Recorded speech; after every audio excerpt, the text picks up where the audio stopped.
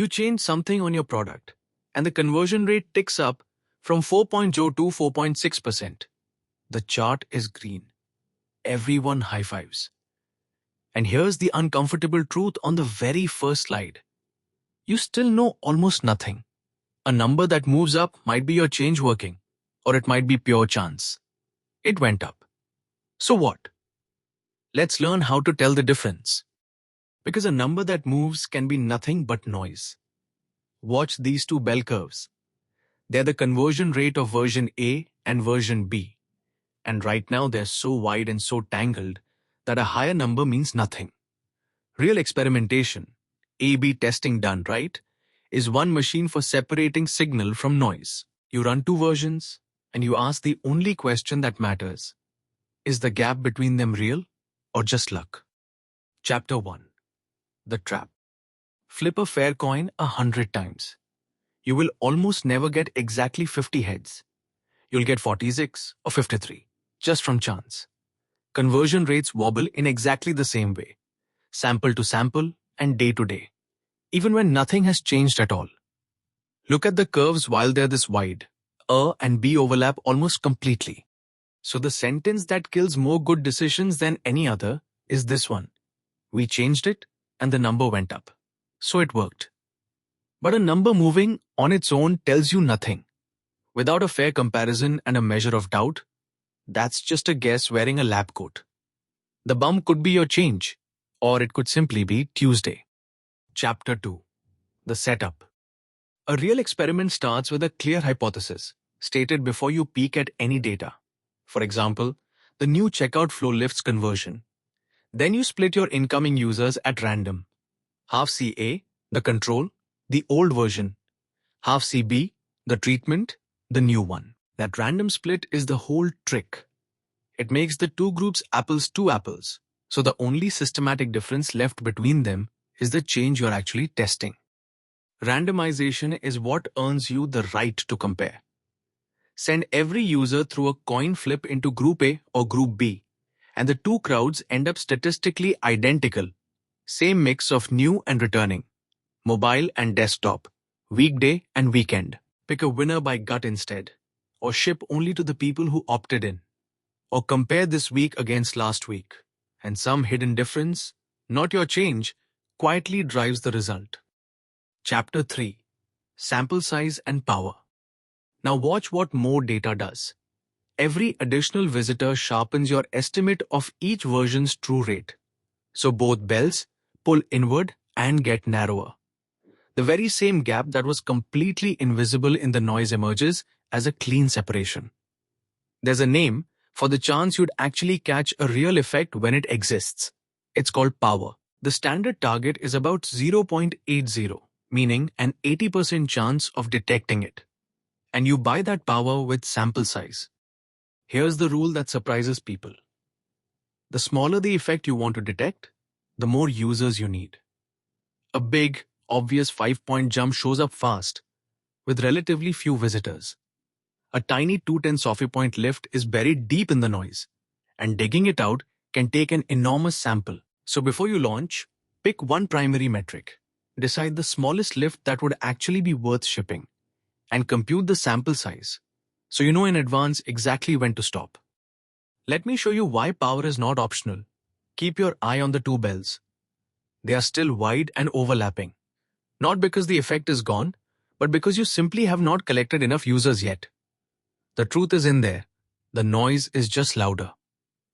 Now feed in more visitors and watch them tighten and pull apart until the gap is undeniable. That is the whole job of sample size. Gather enough data that a real difference can climb out of the wobble. Stop too early, while the bells still overlap like this, and even a genuine winner will look like a tie. You will quietly miss it and ship nothing. Now the part that catches almost everyone off guard. The number of users you need does not shrink gently as the effect gets smaller. It explodes. Roughly, the sample size you need grows with the inverse square of the effect. Halve the lift you want to detect, and you need about 4 times as many users. Cut it to a third, and you need about 9 times as many. Watch the bells. A fat, obvious gap separates with a small crowd, but a hair-thin one stays tangled until you pour in a huge sample. A noisier metric does exactly the same thing. This is precisely why you fix the sample size before you start. So a quiet effect still gets the audience it needs to be seen. Chapter 4. What significance really means. Now the most misunderstood number in all of statistics. The p-value. The p-value is the probability of seeing a gap at least this big, if there were truly no difference between A and B. A small p-value means noise alone would rarely fake a result like this. But be careful. It is not the probability that B is better, and it is not the chance that you are wrong. It only answers, how surprising is this data in a world with no real effect? When it falls below a line we pick in advance, usually 0.05, we call the result statistically significant. A confidence interval tells the same story, but more honestly. A 95% confidence interval is the range of lifts the data finds plausible. If that entire range sits above 0, say plus 1.42 plus 3.1 points, the effect is real, and that's essentially the same as being significant. But if the interval straddles 0, the lift could just as easily be nothing. The interval gives you something a lone p-value never can. Not just whether there's an effect, but how big it might be. Chapter 5. The pitfalls. Here's the trap that catches everyone. Peaking. Watch a live experiment, and the p-value doesn't sit still. It wanders up and down as data trickles in. If you stop the very moment it dips below the line and declare victory, you've simply cherry-picked a lucky moment. Peaking and stopping early inflates your false positives badly. The fix is discipline. Decide the run length in advance, and don't touch the stop button until you get there. And 3 more ways to fool yourself. Multiple testing. Check 20 metrics at once, and by chance alone, about one will look significant, so correct for it. The novelty effect. A shiny new feature gets a bump simply because it's new, and that bump fades once the novelty wears off. And Simpson's paradox. A result that holds overall can flip the moment you split the data, where B wins in total yet loses inside every single segment. Always check that your win survives a closer look.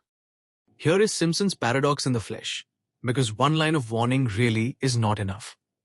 Picture the totals. B converts at 28%, A at 22%. Looks like a clean win for B. But now split by device, and the whole story flips. On mobile, A beats B, 17 to 16. On desktop, A beats B again, 35 to 34. A wins in every single segment, yet loses in the total. How can that be? Because the traffic was lopsided. Most of the low-converting mobile users landed in Group A, dragging its blended average down, while B was stacked with high-converting desktop visitors. The aggregate was quietly lying. So before you ship, slice the result by your big segments and check the direction holds. If a clean overall win reverses inside every group, trust the segments, not the headline. Chapter 6. Significant is not the same as meaningful. And this is where so many teams stumble. With millions of users, an effect so tiny, it's practically meaningless can still clear the significance bar. Because significance only asks whether an effect is probably real, never whether it's big enough to care about. So don't stop at the word significant. Report the effect size and its confidence interval, the actual size of the lift, and then weigh it against the real cost. To build it, to maintain it, and the risk it carries. So the final call is a judgment, not a threshold. A real lift of plus 2.4 points that's cheap to ship. That's an easy yes. A lift of plus 500ths of a point, statistically real but trivially small, isn't worth the engineering.